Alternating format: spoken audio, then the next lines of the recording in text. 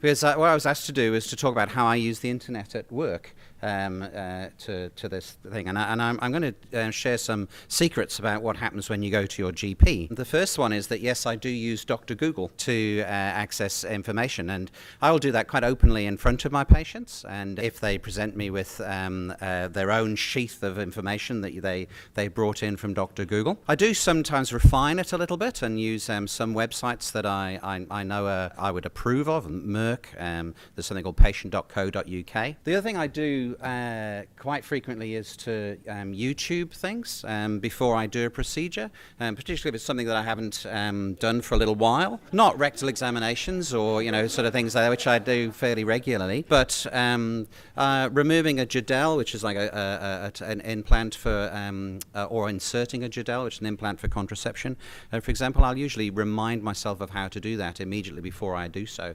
If you look at what surgeons do now, and Stu Gowland is here from Mobile Health Solutions as a urologist, and what he does now as a surgeon is completely different from what he did when he was training.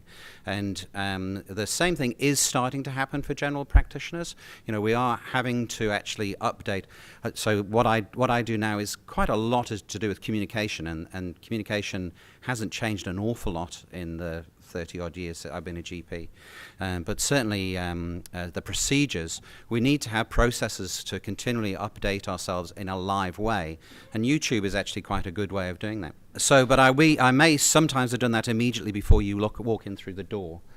So just be aware of that. I use, with almost every patient, we use decision support tools which are in the cloud and link in directly to your medical records. So the ones we use are Best Practice Advisory Center, the server's somewhere in Dunedin, and that will tell me whether I've recently recorded your smoking status or your height or your weight or done a cardiovascular disease risk assessment. I also use on a directly into your notes from another third party come your results from blood tests and x-rays, histology that I might do. And Best Practice Advisory Center also manages our e-referral system.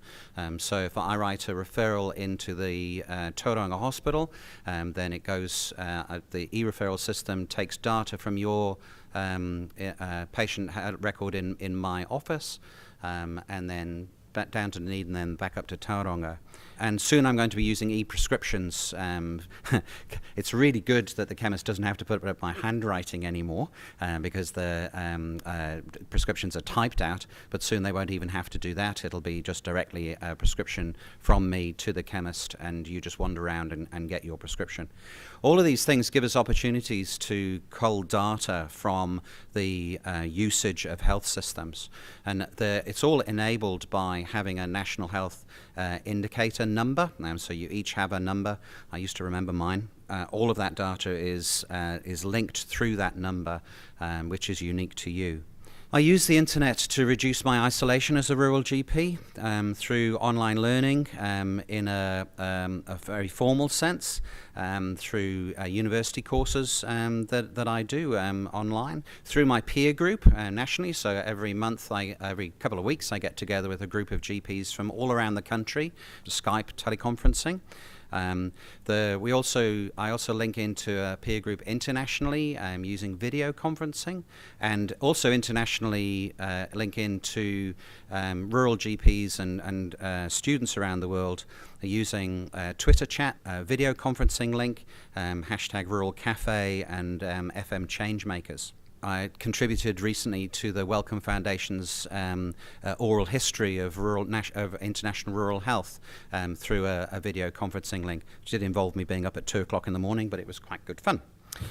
Through a link to a USA colleague who I've never actually met.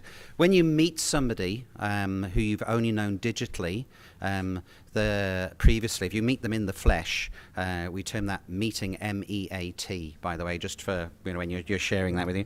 So I haven't actually had the opportunity to meet him, but we've got a paper that's going to be published in the Journal of Primary Healthcare, looking at the values of family medicine, what people value about being a family doctor in New Zealand, and develop that into a pictogram, which I'm quite proud of. So Twitter I use for those loose connections, Facebook for closer connections, and also longer conversations there, sharing learning and those learning opportunities both synchronously and asynchronously. I've recently signed up to Instagram because I'm sort of wanting to sort of add a little try with that and use that hashtag rural health, again for those values around rural health. We use the internet to improve our recruitment and retention. We use video in-house for reviewing student consultations. So I will use a Zoom video link. My student is sitting in one room, I'm sitting in another room, and I'm watching the student undertake a consultation. And then when the student says, I really don't think I know what to do next, then I walk in and help out. It removes me from the room. Normally I would have to be sitting in observing a consultation, and so it gives the student a much more valid experience of learning, really. I also use it to support a group of registrars who are based in Taranaki. Every few weeks, link in with them for an afternoon, and I support their peer learning, which has started up this year. In terms of patient experience, if you turn up at 2 o'clock in the morning in the Opotiki Community Health Centre with severe abdominal pain, the after-hours nurse may well ring me at home and say, "We've got this person here. I've done what I can. Tummy's sore." I'll use a video conference link between my home and the ED or the hospital to see the nurse examine your abdomen and decide, okay, well is actually really soft, it's just constipation or wind, or no, you're very, very tender there, probably need to go through to the hospital. That's been really helpful in preventing people not necessarily going through to hospital. Example there, a child who came in supposedly with an anaphylactic sort of life-threatening reaction, actually just had a swollen tongue through chewing on some taro leaves, and I was able to sort of identify that over the video. Adding that vision to the consultation is really, really important.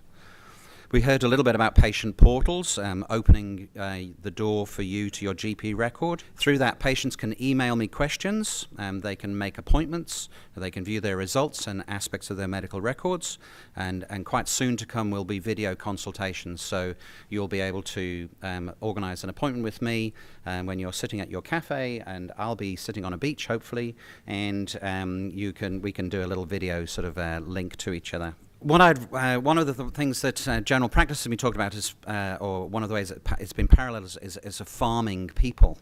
Coming to these meetings, I realized that I don't farm my people very well at all. I don't really understand the data about how your weight changes over time, or how much the inputs and outputs you're putting in and putting out. It'd be quite interesting to get that data. I'm not sure how much you want to share with me.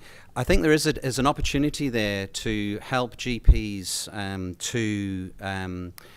to run their businesses better. There's a challenge for us in digital literacy in general practice and health, I think, around in general.